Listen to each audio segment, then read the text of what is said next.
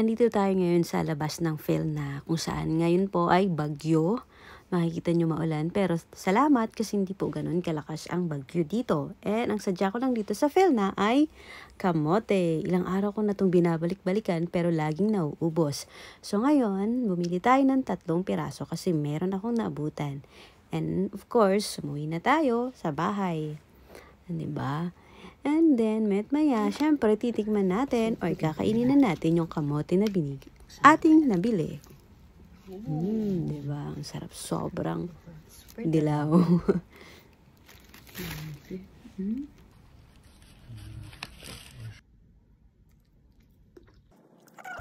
Natatawa na lang din ako sa self ko kasi bihira na lang ako mag-upload ng selfie or video ko.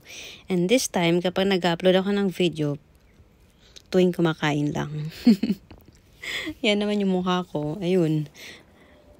Tumataba na.